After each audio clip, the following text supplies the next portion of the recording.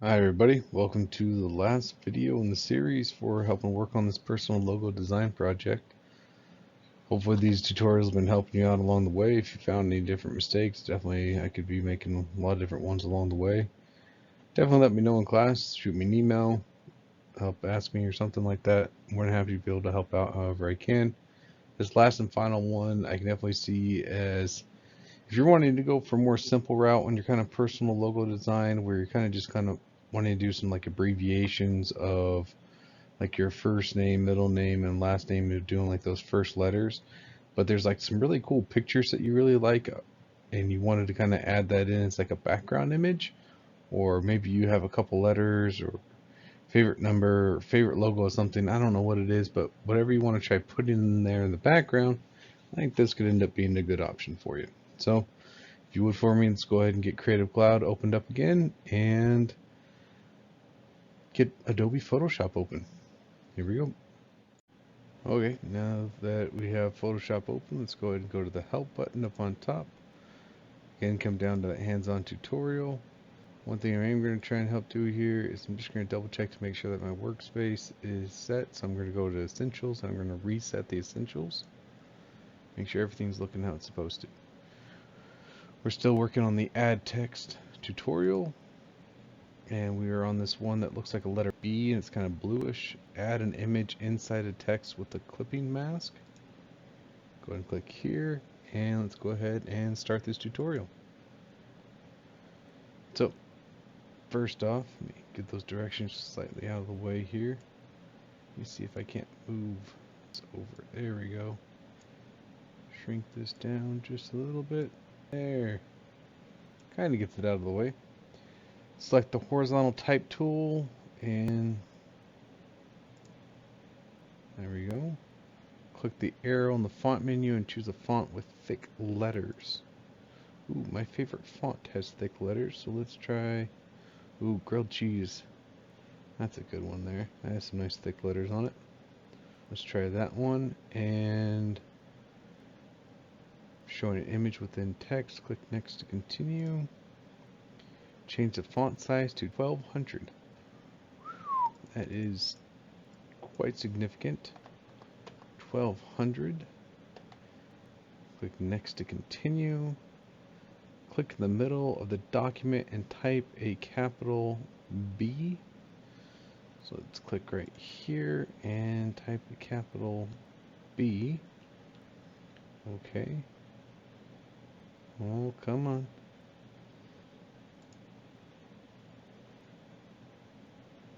Probably have to hit the check mark here. And then let's go ahead and click next. We're going to click the move tool. We're going to reposition that down back towards the center. Yeah, that works pretty good there. Let's go ahead and click next to continue. Select the blue leaves layer. We're going to click that little small square, so this is going to make that blue leaves visible on here. And then we're going to select layer, create clipping mask. And create clipping mask right here. So the clipping mask uses the outline of the letter B to control what is visible on the image layer above. Cool. And we click next.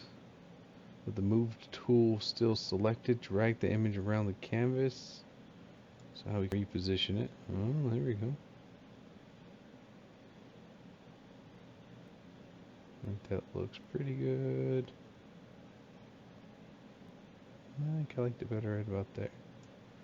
There we go. Click next. Next, and we're done. Now, just for the fun of it, let's see if I can do this here. Try to create a new adjustment layer, change it over to solid color. Ooh, I don't know if I'm getting it right. I would love to be able to switch that over to orange. But I maybe should have been selecting on the blue leaves. We'll see here. And then we go to normal. drop it down to color. There we go. Okay, the blue leaves are nice, but I like orange. So, cool. I like it. Still get the leaf texture inside there. It's not as colorful, but, well, it's orange. So, hey, there we go.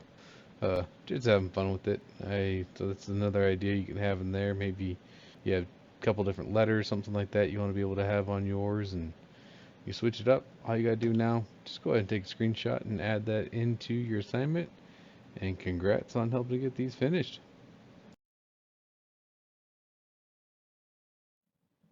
All I can say is I hope that all these different videos helped out along the way. Hopefully you had some fun with it. I know it was quite tedious going through all 13 of those, but I do hope that that really helps you out in learning a few different techniques to be able to help build that kind of personal logo and can help take it from there. If you got any questions in class, definitely help let me know. Remember, class is in pretty soon here. And so if you do have any questions or anything like that, don't hesitate to shoot me an email or anything like that and let me know. Happy to help. And peace, everybody.